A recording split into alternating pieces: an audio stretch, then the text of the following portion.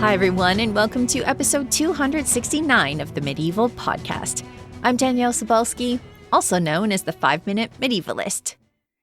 It's the most wonderful time of the year, the time when we look back on all the incredible medieval books we've read and loved over the past year, and from where I'm sitting, there are a lot. This week, I'm continuing the annual tradition of inviting Peter Konieczny from Medievalist.net to come on the podcast to speak with me about some of the best books in medieval studies this year. Whether it's primary sources or illustrated editions, literature, or Crusade studies, if you're looking for something great to read, we've got you covered. Our top picks for 2024 are coming up right after this. Well, welcome, Peter, for our annual book roundup of some of our favorite books from the year. We've been doing this for many years now. It's super exciting, and we have some really good picks from over the years, and I'm excited to talk about what our favorite books are this year. Welcome. Thank you so much. Yeah, it's always a lot of fun looking back at the books that we've looked at throughout 2024. And it seems we're getting more and more books these days. It's becoming harder to pick 5 really good ones. Yeah, I think that when everyone was in lockdown, there were a lot of books being finished. And so it feels like there is a lot that's coming out the pipeline at this point. So yeah, it is an exciting time to be reading, to be a reader of the Middle Ages. I think we should just get into it because we usually talk way too long. So okay, all right. Let's get right into it. So you're saying we talk way too long. Okay. Yes, but also no. And I also want to say that if I start to sound really spacey or odd, I am on cold medication right now, getting over what was probably COVID. So just bear with me for the sniffles. Okay, so when you and I pick our favorite books, what are you looking for? What makes a good medieval book that you want to recommend to people? I always use my librarian lens through all this. So I'm always looking for what's going to be the most impactful on the medieval studies community, what will be books that people will talk about in 25 years or be a way to influence people or guide them through. Mm-hmm. The stuff that you bring to this list is always really interesting and influential. So yeah, I'm looking forward to hearing what you have to say. When I pick books, my lens is from that of a writer, for one thing, that of a podcaster, and that of somebody who does a lot of public reach, including teaching. So when I'm looking for what is a great book, I want it to be great scholarship. I also want it to be a good read and hopefully something that is accessible to everybody. And those are the things that I'm looking for. So when we do these lists, I usually do it in no particular order because I love all these books and I know all the people, right? So I don't want to say like this person's better than this person. So I don't usually rank them, but you have no such compulsions, right? Yeah, I have an official ranking and I consider it a great honor to give you the 1 or 2 or 3 or 4 or even 5. Even the 5th place should take delight in knowing that they have reached pinnacle of medieval studies. I mean, it's an honor just to be nominated. And just so people know, like we're talking dozens and dozens and dozens of books come across both of our desks. So like if you are on the list or if you've been on the podcast, congratulations, because you know I only feature stuff that I think is really great and you only mention here at the end of the year the stuff that you think is really great. In medieval studies, there's dozens of publishers, like I would say 500 to 1,000 books come out a year. It's great. There's something for everybody. Yeah. The scholarship is really amazing. Yeah, absolutely. All right. So without further ado, what do you have ranked number 5 in 2024? Number 5 is House of Lilies, The Dynasty That Made Medieval France by Justine Firnhaber-Baker. Mm-hmm. First of all, I included because she's a great writer and it was just kind of fun to go through. But it really shows how the Capetians were a European power, not just a French one. And I think like histories have often put the French kings as weak, the second fiddle to the English ones. And I think there's a lot of English bias, right? These are works in English we're talking about, right? Yeah, that's right. Like in French is a little different, but these kings from the 10th century on to the 14th, they have their rises and falls, but by the 13th century, they are the power of Europe. And we don't often see this great man of history kind of stuff. It's not really in vogue these days, but there is a sense of that, right? Like these people were the movers and shakers of a whole society. Yeah. I would argue that there's still a lot of great men narrative coming out. If you look at the book lists these days, I adored House of Lilies. If I was going to rank it, it would be in my top three because I absolutely loved this book. Justine has brought together all of this great Capetian history, and she does it in a way that is so readable and exciting. So I know from working on my stuff on Philip the Fair, looking at the chronicles, like some of these stories are so exciting, and she's pulled all of them out. And then, of course, she has the weight of her intense scholarship behind it. So it's super readable. And for people who are interested in, well, in all sorts of history, but the people who are always reading English history to understand the French side of what's going on during these times that you're really familiar with, it's so readable. It's so informative. I recommend this book to everybody. Just fantastic book. And she's done such a lot of great work. I can't remember reading her, like, say, 15 years ago, coming out with articles and said, man, yeah, she's really sharp, this person. And then she came out with a book about the Peasants' Revolt in France. That was pretty cool too. I think this is a book that's going to be the standard for looking at medieval France. She's kind of kicking out George Dubé. This stuff needed to be updated at this point, I think.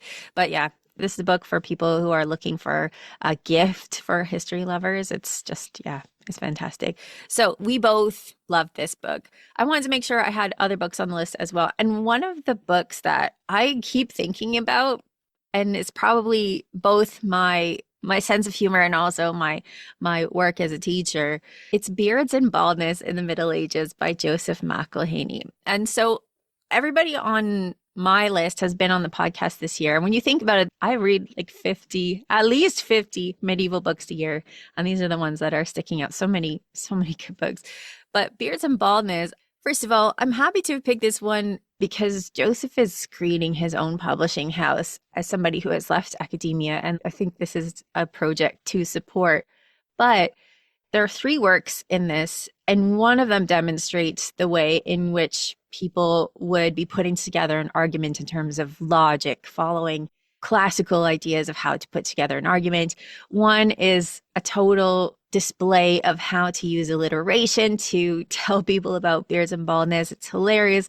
And then the last one is about how to use biblical text to make an argument.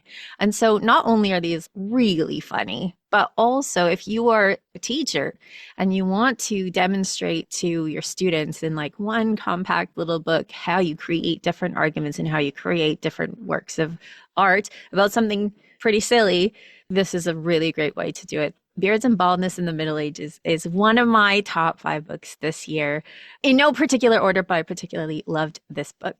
Yeah, it's one of those cute books that it's 3 different texts from like 3 different periods of the Middle Ages, and the monks that wrote them, they all have like different reasons. I think one of them, he's writing to the workers in the monastery, the secular workers, and like, hey, this is how things should be and stuff like that. But it's tongue in cheek. Mm-hmm. So it was a lot of fun to look through, right? How you come up with that argument. We're kind of a somewhat silly, but hair is important. Beards are important in the Middle Ages as they are today. People talk about it all the time.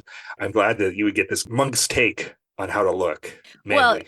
Well, yeah, but it's also about there are reasons for doing that have to do with religion. And when Peter says this is a cute book, it doesn't mean that like this is a gift store book that doesn't have any substance. This has a lot of scholarship behind it, including a massive feat of translation when it comes to the alliteration section. So yeah, it's a really great book, especially if you are teaching. Have a look at this one and see if it would suit your needs to be a fun way to get across how people made arguments in the Middle Ages. Yeah, it's certainly not a book for beginners. You have to have some understanding of the literature of the time and things like that. But yeah, it's really good as a text. Yeah, I mean, like, don't put it in your teenager's Christmas stocking, but but if you're using it as a teaching text, or if you are just somebody who has an interest in the Middle Ages and it's not your first rodeo, yes. Okay. So number 4, Peter, what do you have? It's another independently published book. It's called A Shattered Realm, Wars and Lives in 14th-Century Japan. It's by Royall Tyler. And he was the head of the Japan Center of the National University of Canberra in Australia. Retired, I think, 20 odd years ago, but he still kept active as a scholar. He kind of ran his own publishing company doing translations of medieval Japanese texts. And like this one seems to be not even part of his own company, but he just did it. Hard to tell, like it is on a whim or just, hey, I have these collections I want to put through. So the only way you can get it is through Amazon. But it's a collection of texts from throughout the 14th century. Some are a few pages long, some are like 100 pages long. And it follows along as there's a quarrel in the succession to the imperial throne, right, in the 1330s. And then over the next 70 years, there's this political strife, sometimes war. And so he puts in all these translations of these texts, and they're not all like military stuff. There are some battle accounts and histories, but there's also like travel accounts, diary from like a court lady, which is really cool to see, a primer on this religious cult that was associated with one of the ruling families. I really liked it first because this is an independent, and shows you what a person can do and create without having like a big publishing company behind them.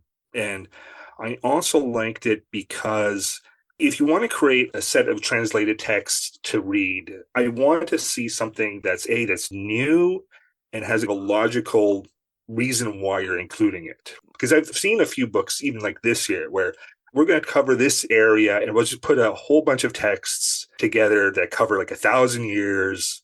And they're meant for students, but it seemed lazy to me. It seemed like they were like, hey, let's do stuff that's already been translated 20 times. This is fairly new stuff. Like there's a couple of portions that have been translated in other works, but in most part, it's brand new stuff for English audiences to read.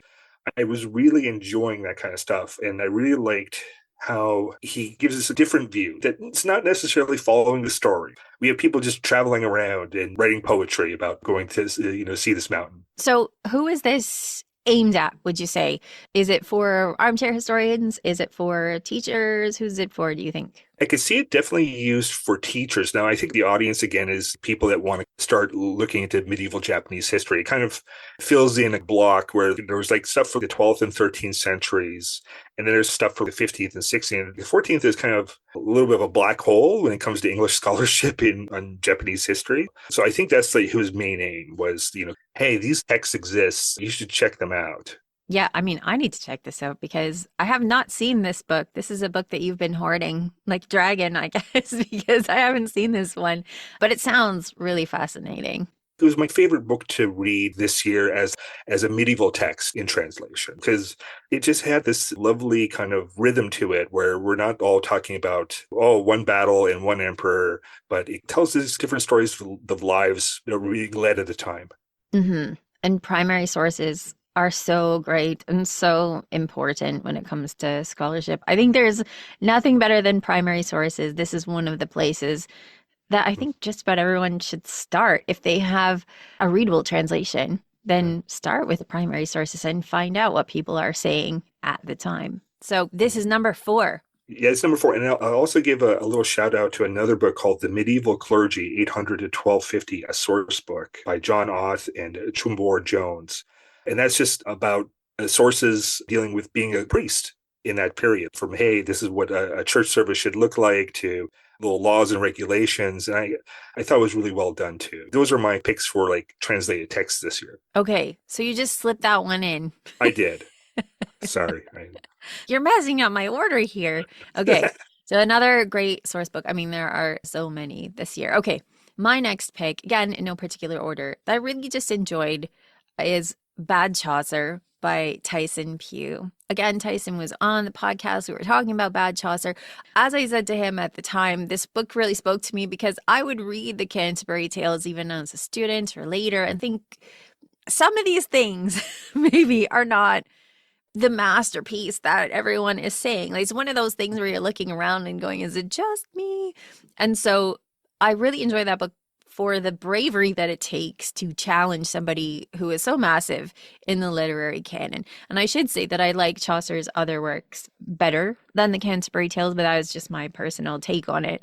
But I think that not only was it vindicating to me to see some of the things that I had found a little bit troubling about Chaucer just expressed in a very clear argument. I think that is valuable in itself, but also, as Tison was saying, the actual process, the project of creating the type of scholarship that is playful and that is looking at digging into somebody that seems unassailable. Like when people talk about Chaucer being bad, like they're talking about moral terms for the most part, not talking about literature. So I think it's a great example of how you can engage with literature in a way that is a bit more unfettered. This is something that probably would never have been accepted for publication 30 years ago. And so I think this is a really interesting project. Tison is established. He's not just out of university doing something courageous. But I think that this is a really good example of the way that people can engage with literature moving into the future. I totally agree. I think it's a really good book. I often remember how people put Chaucer, the Canterbury Tales, like on this pedestal. This is the ultimate in medieval English writing. And it turned me off. It's too good. You can't look at it through a critical eye or anything like that. And this is kind of like, hey, Chaucer makes mistakes. He says stuff that's weird. He says stuff that doesn't fly today. Because some of his writings are like, he just goes off on a tangent for no reason. And when you kind of read that the first time, it's like, oh, he went off this tangent because it's important. And I really have to pay attention to this. And you kind of say, no, he's just making mistakes. And like, yeah, you have to have this, I guess, humanize the text. And I think this is something that more authors should do with works, is like look for their flaws and help us see the book for what it is and not as some glorious thing. Yeah, well, I mean, it's important to say that Tison is engaging with this because he does think it is a glorious thing that is flawed in some ways. But I think that it's the type of book that is important for people to read if they have questions about the Canterbury Tales specifically. In that, a question that I asked Tison is how much of this badness or the things that we don't like about it, how much can we attribute to this being an unfinished project? And again, this is something that is so important to literature of the Middle Ages, right? Like, is this a finished copy? We don't know, and how we engage with that. So yeah, as somebody who comes to medieval studies from the literature world, especially, I enjoyed Bad Chaucer. Okay, so what do you have as number 3, Peter? So I'm on number 3. Another book that is a bit of a revolution for like historians is God's Own Language, Architectural Drawing in the 12th Century by Carl Kinsella. Kinsella, yeah. Is another kind of strange publisher, MIT Press, which doesn't put out a lot of medieval studies books. But in this one, Carl is looking at a 12th century writer named Richard of St. Victor. And he's writing this commentary on a few passages from the Old Testament book of Ezekiel. We're talking maybe like 20, 30 lines of stuff. And while he's doing so, it talks about this temple. And so he starts to kind of get into what this temple would have looked like. He's kind of imagining it. And he's giving us plans and the layout of the building.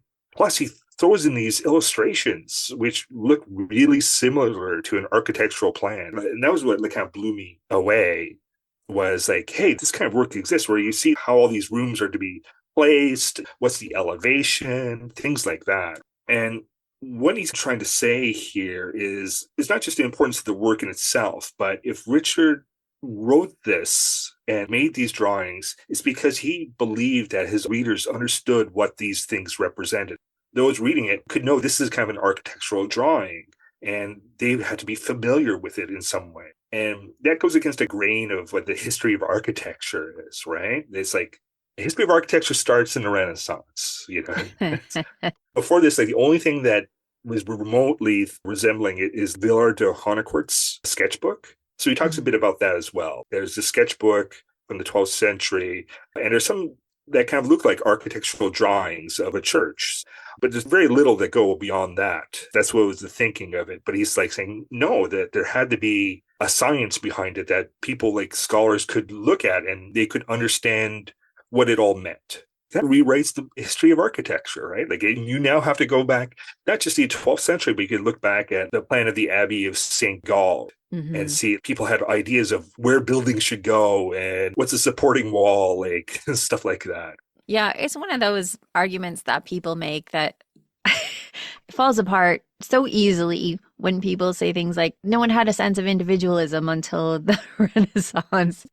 People were looking at these drawings or creating drawings, probably, as Carl said when he was on the podcast, in really ephemeral materials, like draw it in the sand, draw on clay, and then just break it. So Carl's argument is to look at theological texts, and maybe we will find some blueprints in there. Of course, they're not called blueprints back in the day. He mentions that Richard of St. Victor is one of the first people, or the first person, to call it an architectural plan.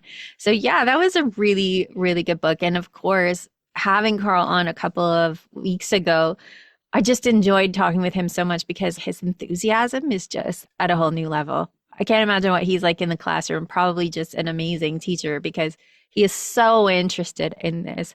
And one of the things that we sort of nerded out about was the ways in which medieval people tried to bring together what they're reading in the Bible and understanding from their perspective as being literal and comparing it to the world that they're seeing outside the window. Like, how does this work? Does Noah's Ark actually end up being a square that's floating, like a box that's floating on top of the ocean? Probably not, but they're using their eyes, they're using resources in the world, which Carl thinks are probably architectural drawings that Masons are using, for example, and bringing these things together in a way that is really beautiful. So when people see this book, there's so many bright colors in it. And of course, everything is so beautiful and symmetrical. It's very soothing to look at these architectural drawings, which is something we couldn't really get across in an audio format. It reminds me of the one you just talked about with the beards, where like Krista looks at it through a theological perspective, but they're looking at just ordinary life aspects of their world besides religious and bringing that in.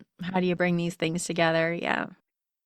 All right. Well, my next book is Crusader Criminals by Steve Tibble. Peter, you were saying like talking about Crusader Criminals is off limits because Steve writes for Medievalists on it. Well, I am unfettered. I can talk about whatever I want. And I really enjoyed Crusader Criminals. Speaking of enthusiasm, Steve is so enthusiastic about learning about the Crusades, about those human figures. I don't want to say he's enthusiastic about the Crusades because that is not what I mean, but learning about them and the people that were involved. And I think that he just does such a great job here where he's making the scholarship very readable, but he's also not letting people off the hook. So it's very difficult in some ways to write about the Crusades without fully glorifying or fully villainizing the people there. And of course, both of these are very problematic for a whole bunch of reasons. So Steve, I think, really balances out looking at what brought people to the Crusades, and we're especially talking about the Crusades in the Middle East, so in the Holy Land. What brings them out there, their devotion, their wanting to make these Crusader kingdoms work in their own moral terms, but also talking about ways in which they were acting in very immoral ways, and how are they doing that, and how do we figure this out? How do we find out what's going on?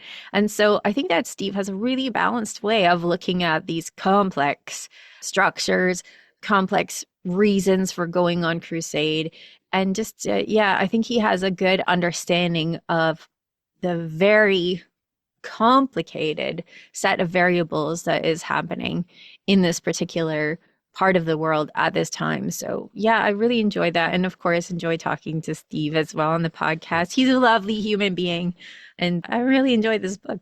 He's a great guy. And I like the idea that he sets forth in this book, which is we have a lot of young men in their late teens and their 20s that have gone off from the home, far away from home, have gone on to this land where they know nobody and they have no restrictions on what they can do. And they can be violent, they can steal, they justify it. They see themselves acting in religion, but they're almost like a gang. So we get these acts of murder and crimes. Why are they doing it? You know, aren't they supposed to be holier than thou because they're on the crusade? Well, they're not. They're young men acting kind of like typical young men do without parental control. Well, people who are given weapons and told that they are right and then sent into a place where there are few consequences, it's going to go bad. But I think that Steve really has, like I keep saying, has a way of looking at this where he doesn't let them off the hook. Yeah. But at the same time, he's allowing for individual circumstances, which is really important when you're looking at something like the Crusades, I think. He doesn't want to say, hey, this is not for religious purposes. There's not like some higher goal that people believe. But we have bishops that like, hey, I want to have this little slice of the action for myself, or this Templar that wants to act on his own, things like that, that show the kind of human nature of people doing stuff in a war zone. And I mean, like, who doesn't like books about crime? The top podcasts are all about crime. So Yeah, yeah. this is a book for people who are just like armchair historians. You don't really need any training to come to this. You can just sit and enjoy it. But Steve, he's got the chops to write something that is going to be a good piece of scholarship. It doesn't have to feel heavy to be good scholarship. Okay, so are you at number 2? Yeah, I am at number 2, and I'm really glad this book came out. It's called The Illustrated Genizah. It's by Nick Hosegay and Melanie Schmeirer-Lee. And it's all about the very famous Genizah. There have been plenty of works that have gone out about it before. In the 19th century, historians have started to discover that in a certain synagogue in Cairo, there was this room that had been filled with scraps of paper, basically a rubbish collection area, and they date back to 900 years ago. So they've been filling up this room for the last 900 years. And this is stuff that would have been thrown away, like paper that would have been thrown away, but there's a little reference to God somewhere in it. So it couldn't just be tossed out. And it turns out there's like 300,000 or so scraps, Wow. most of which are at Cambridge University. And scholars have been digging into this for quite a bit. We have Goiten's work at Mediterranean Society, which started in the 60s. Marina Rusto has been doing a lot of great work recently. But this book lets us take a look at this. Every page is filled with a picture of one of these scraps. And first of all, they look great because they're all kind of beaten up. It's like they're kind of shredded on the edges, things like that. You can tell they've been used. And it's funny just to see them, especially the ones that get reused pieces. So one of them was like a government document, and then people kind of erased it mostly, and they put this erotica spell on it. Of course they did. Yeah, yeah. You get like people putting pictures. There's a really cool one of a lion, and there's one of Noah's Ark. It's lovely to see how people reuse stuff. You get the text that they put there, which might be a letter or a theological writing, and underneath it was like St. Augustine's writing underneath. I really like this because I think it will help a lot of people explore what this could be. Every page is just a little bit of information about a certain piece of paper, and they're all over, like some about crusades or piracy, some are about theology, some are just letters writing, hey, how are things going back at home?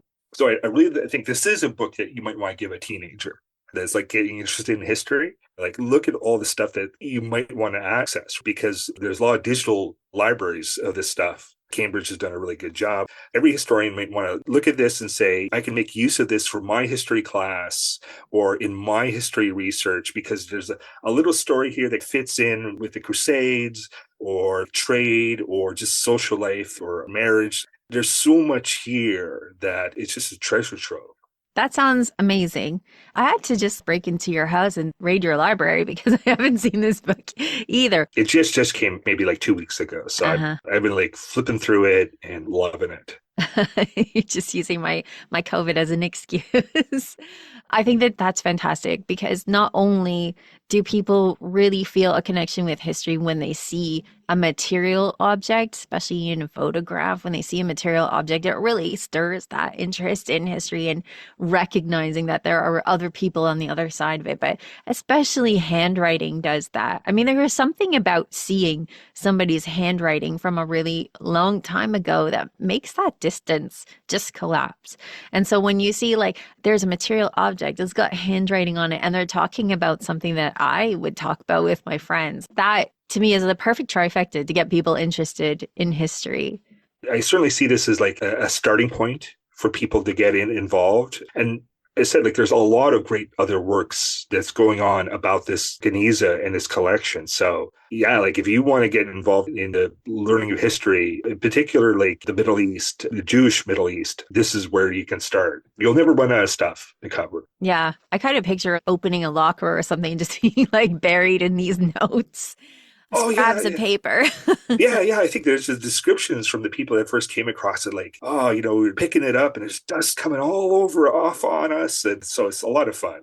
That's your paper Indiana Jones moment, I think. Yeah.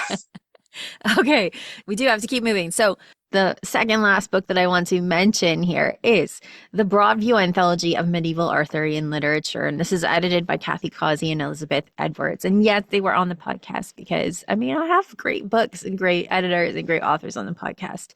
And furthermore, I'm excited because Broadview puts out such good primary texts. I've said this before, and it's publishing out of Peterborough, which is where Trent University is, and that's where I did my undergraduate work. So like shout out to Broadview. Hometown.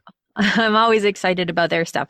I mean, when we're talking about Justine Firnhaber-Baker, sort of updating what we know about French history. And when it comes to Arthurian literature, we needed an update, and we needed one for quite a long time. So I'm going to say something controversial here, which is you go to Kalamazoo some years and you hear about the same two texts when it comes to literature, and especially Arthurian literature. So it's time to broaden things out, especially because King Arthur stories were important and loved by people all over the place.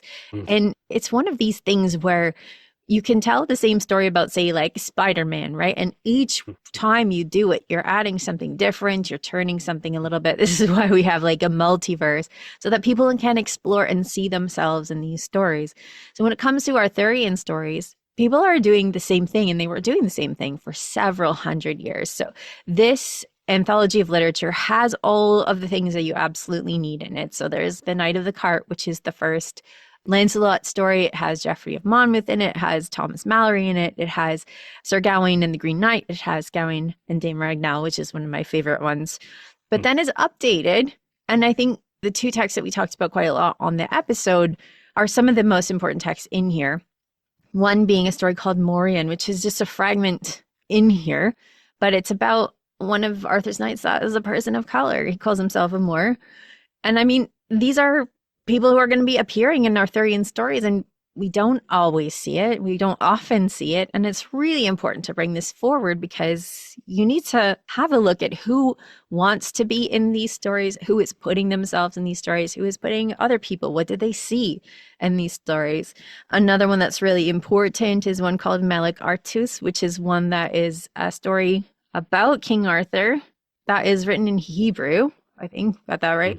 Called Medication. Excuse me. Yeah, it's a Hebrew translation in which they have to talk about the Holy Grail. So how do they do that when it's not an overtly Christian retelling of this story?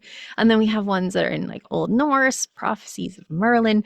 We needed an update on Arthurian literature, and this has delivered. And I think it is just it's refreshing to see these things, and I think it's going to open up so many more conversations about the way that people are engaging with King Arthur stories, and the way that these stories are speaking to each other, and the way that they're speaking to culture more broadly. And so I think that this is just a really fantastic anthology. It's one of these things that, of course, it's sort of created to be a teaching text, like so many collections of primary sources are.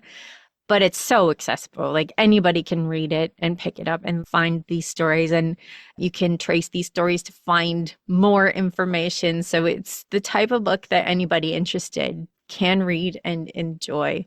So primary source texts, I love. Arthurian stories, I love. Stories that talk about culture more broadly, I love. So, I mean, this had to be on my list. Oh, yeah, it sounds very good.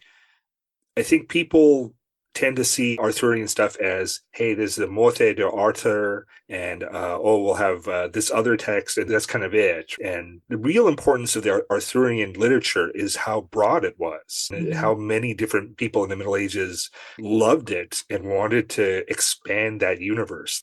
We're not the only ones that want to write fanfic about, our shows or stuff like that. Or, hey, let's make the Star Wars universe even broader. There's this constant back and forth where they're taking text and putting their own spin on it. And we can see the changes in society and literature over the centuries by looking at how they look at characters and take this character or put in this new person into the story.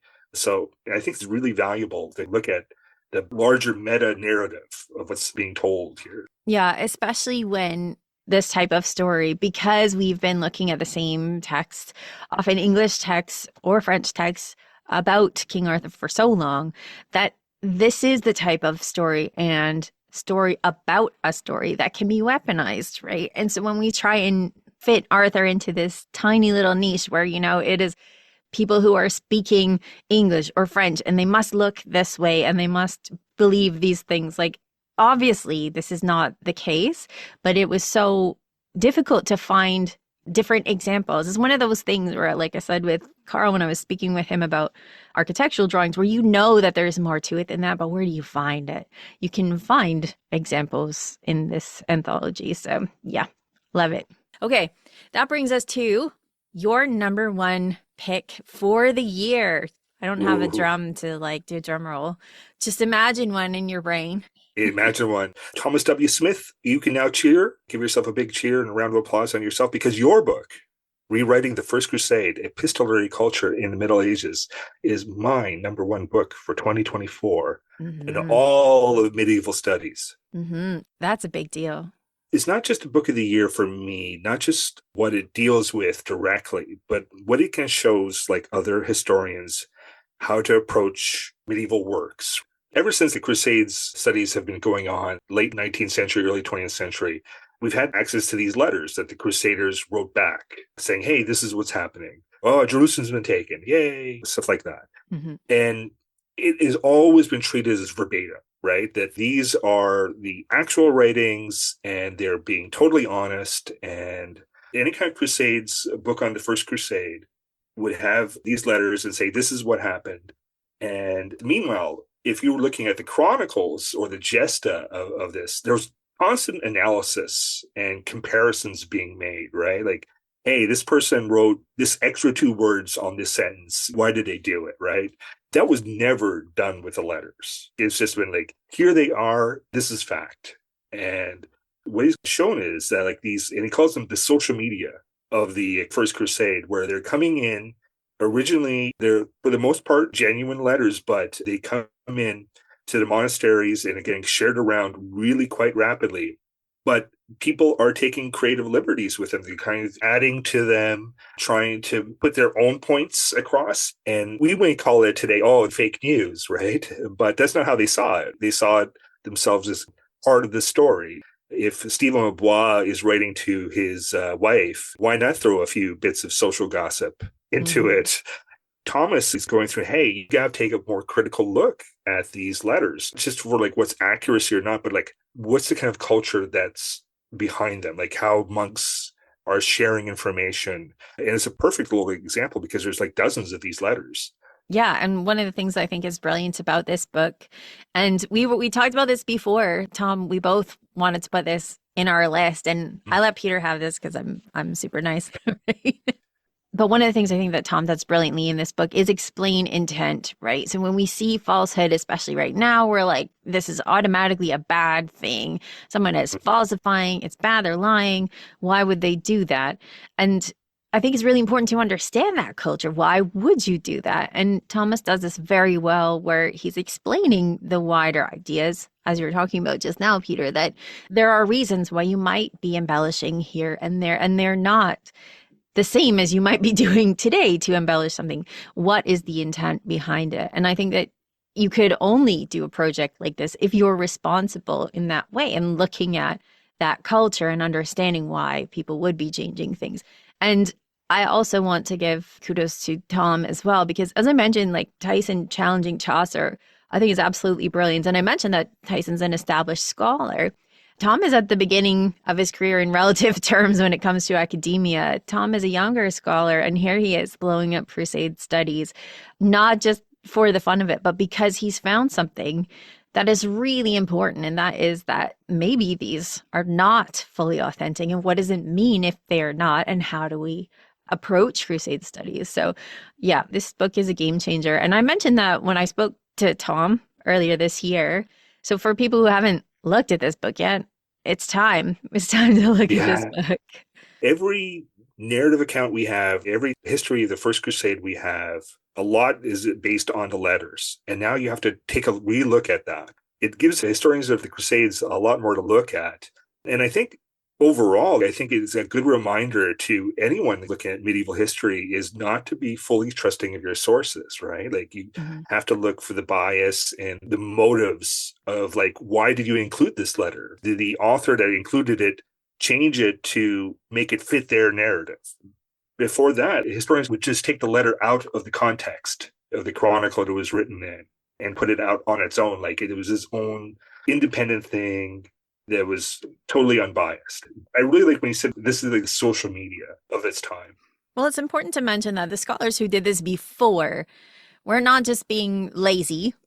Maybe some of them were being lazy, but it's important to reiterate that scholarship means looking at these things again and again and again, not just accepting that the person who looked at this in the 50s had all the information, because more information comes out all the time. So this is a responsible thing to keep looking back at something. I don't want to leave people thinking like no one bothered to think about these letters before. It's just we need to look at them again. Yeah, sometimes it's really hard to go back and look at through the original manuscripts when you already have the addition done. He basically came across this by mistake, like he was looking for something else. And he's like, man, this letter doesn't sound like what I know. And that's kind of it. Back in turn of the 20th century, here's this edition, and they took this particular version of the letter, and that became fact. And no one really took a second look at it. And it's hard because back then you couldn't travel to different monastic libraries or institutions and double check if a few words were different, or if a little thing was added on. It's a lot of hard work, but it's really crucial. Yeah. Now we can, now we should. And that's what Tom has done. And I want to also point out, you mentioned that like Tom stumbled across some of this stuff accidentally. The number of podcast guests I've had, not just this year, but all years, that said I accidentally came across it. Like, it's a lot. It's the majority of people. I think you're looking in one direction and you find something that is fascinating and then you follow that. So for all the people who are listening to this, because they're at the beginning of their study of the Middle Ages and they're like, how do I come up with something that's going to be a brilliant book? Sometimes it's accidental. So just keep your eyes and ears open when you're looking into history, because some of the most interesting stuff is just going to jump out at you accidentally. All right. You've got one book left. I got one book left. Which is not your number one. Well, I don't have them in any particular order. But you like it nevertheless. But I love this book. I do love this book, which is The Eagle and the Hart. And I've got it in a stack of books, so I can't see the subtitle. Sorry, Helen. So this is by Helen Castor, and I think it's the tragedy of Richard II and Henry IV. I've known Helen for years now. I knew this was what she was working on, and I was excited about it for many years, and it did not disappoint, because Helen is so good at finding details that get passed over that can be hugely significant. And what I love about Helen's work is she reads it with sensitivity. And I've said this about her and to her before, and I really want to make sure that this is not coming across as like gendered, like she's reading with her emotions and this is a girly thing to do. But what she's doing is she's reading these texts and taking a human view of events and looking at how this might have affected the cascade of events that happen afterwards. This is a biography of two kings, Richard II and Henry IV, who are exact contemporaries. They're the same age, they're cousins. They both ended up being kings of England, one by hereditary right and one by usurpation. But you need to understand the people who are making decisions, the people around them, those human motivations. And I think that sometimes people in the past, and again, this is to do with the way that we are approaching history sort of as a group, as a bunch of scholars now, people in the past may have looked at these things and been like hesitant to even approach. Like, can we think about their motivations in perhaps emotional terms, or like that something might have affected them on an emotional level and that's why they've taken this decision. I'm noticing that the way that people are writing about history now is much more open to that. And when I'm saying like now, it's something that has been happening over time, at least the last 30 years. It's really been something that is starting to develop. And I think that is a responsible way of looking at history. If you can prove it, if you can make the argument that something has affected someone and this is possibly why they reacted, I think that it's really important and it makes things make sense that might not have made sense before. So when I say this, for people who have not come across Helen Castor's work, this is not like wishy-washy, like I have vibes that Richard thought this. This is based on intense scholarship. She works so hard to make sure that she finds every single detail and adds them all together. And the picture that she makes, I think, is one that is more colorful than we might have seen otherwise. And it's because of that really fine, detailed scholarship. So I always love Helen Castor's work. I think she really understands how to do biography in a way that's responsible, but also in a way that is imaginative enough to allow space for conjecture when that conjecture makes sense, when it makes logical sense, when it makes sense to the way that relationships interplay. And again, I think you can only do this if you have the scholarly chops, and she certainly does. So The Eagle and the Heart is definitely in my top 5 for this year. I think it's great for anybody who is new to medieval studies or people who they know this period and they want to look at this in a different way. Yeah, I absolutely love this book. I do too. You gave me a copy of this, and I've been holding on and just looking through it. Oh, this is really fascinating. And I often saw this episode through the eyes of the institutional history. A lot of English historians write about this as a revolution with larger forces at play. And it's kind of like they're trying to tell the story of the rise of England. And this is like an inevitable part that happens. It made it England better and better until it became an empire and greatest country in the world, right? Hindsight. It's 2020. yeah, and so it often gets covered through, here's what Parliament did, and this is dukes and kings acting, not individuals. This is a very human history, and the psychology of Richard and Henry, who are cousins, right? And they know each other, and they're not doing it to create the Empire of England for the next 500 years. They have very personal motivations. You really have to look through it that way. Yeah. And I think that pulling out the relationships, like who knows who, is absolutely crucial to understanding what's happening at a certain time. And I was thinking about Helen J. Nicholson's work on women in the Crusades, and she's able to pull out like, this is this person's cousin or in-law or whatever. And that type of work is so important because we do not just exist as individual bots unconnected to other people. And when something catastrophic happens, like did happen in the reign of Richard II, like some of his closest friends and compatriots were executed without him being able to do anything about it, his reaction to that is going to be informed by those events, And so I think that when you look at that from a more human lens, you understand things in a way that is fruitful, not just for like, this is a great story, but what could this mean? And so I think that reading her books really sort of opens your eyes to like, what does this mean if we know this person was related to that person? Or I feel like I'm not explaining this very well, but it's a really great book is what I want to get across. And for people who enjoy reading English history and read this book about Richard II, Henry IV, I mean, you can just move on and read Henry V by Dan Jones right afterwards, which is what I did on the podcast. And these books actually really play well together, which is something that is rare when you have like a list of new books. So yeah, you can read 2 books about English history that will open your eyes about what's happening at that time. I like that a lot of the people that we've talked about have appeared on the podcast and they can tell the story, not just through the written word, but like having a nice conversation. You can learn quite a lot through that and their motivation. So it's pretty cool to see historians not just telling us in the written version, but able to do it in a story in an audio way. And I think it improves their writing too. Yeah, yeah. They are in the hot seat when they come here. I'm asking them questions that are like, you're pretty brutal with your questions. Yeah, I've got a velvet bat. But I mean, like asking them questions about like, what do you think and how do you find this? And people who are such experts, like I have on the podcast, they understand this stuff deeply and they're enthusiastic about it. So, I mean, it makes total sense to me that my favorite books are people that I had on the podcast. Not only did I pick them for the podcast because I love their books, but these are people who are at the top of the field. And so, yeah, I love it. And interestingly, when I was looking back to find some of my favorite books of this year, I was looking back over the podcast this year and I realized that maybe I would have perhaps more listeners if I did more stuff that was like, oh, let's just talk about Vikings marauding all the time. And I haven't done that. I continue not to do that. But I'm hoping that people are still getting value out of the podcast and that they're finding stuff that maybe they wouldn't find anywhere else, stuff that is coming out of academia that is really interesting in pushing the field forward. So I'm hoping that people listening to the podcast are still getting value from it and discovering things that they might not otherwise do. So I'm hoping that And that is the case. yeah, I think history has fun and interesting stories from all over.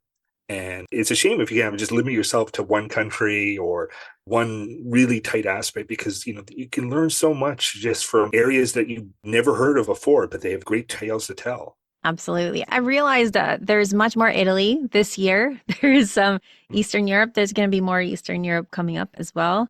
And there's just so many more books. Like I have a stack of books on my desk that I need to look through and pick out people for next year. I'm very excited about this. And I know that your house is overflowing as well. Oh, yeah, yeah. It's the little video of like piling of the books that we have. And it took like a minute just to pile these books on top of each other. It's great. Like I love contacting publishers and hey, you've got something really interesting to share, so we can tell a little bit about it. Yeah. So for people who are listening to the podcast and aren't subscribed to Medievalist on it, your stuff, especially on Instagram, Peter, is telling people about new books all the time, like just about daily now, I think, right? Yep. Medievalist.net on Instagram. There's just Yeah. about a book every single day. Yeah, we throw those videos up on TikTok and YouTube as well. And then on the site, basically, I approach it again as a librarian. I give you a little bit of information on who the book is directed at, a bit of an excerpt, tell you a little bit about the author, just kind of say, like, hey, if you're interested in X, this book might be for you. And so there are always more books to be discovered. And speaking of the website, Peter, what's going on the website that people can check out, especially going into the holiday season? What have you got there right now?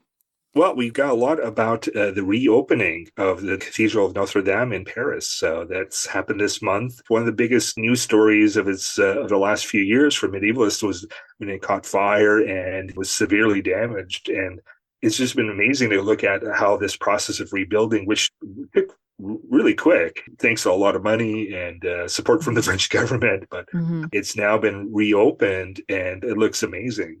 Yeah, I've only seen a couple of pictures, but it's wonderful that they were able to reopen it and that they took such care in rebuilding it. And a lot of that, I mean, we have to say, a lot of that was down to the work of medievalists. So if medievalists were working on Notre Dame, make sure that you raise a glass, pat yourself on the back, because some of the work that was done to restore it was based on the people in this field. So well done, everybody. Indeed, indeed. And those that took advantage of the fire to learn new aspects of the building, how it was built, because, the fire got rid of some of the stuff and exposed other things. Hey, like, don't feel too bad like the fire. Like you actually contributed a lot of learning and made it probably a better building. So we are giving you Richer. ammunition. Yeah. If you are sitting around a holiday table this year and someone is like, why are you doing medieval studies? Well, here you go. Yeah. This is why it's valuable. It's valuable work. Well, thank you, Peter, for coming on and telling us about your top 5 books. Always interesting. Thank you so much for having me. What if I told you it was possible to give a really cool medieval gift this holiday season and support indie historians, including your favorite podcaster?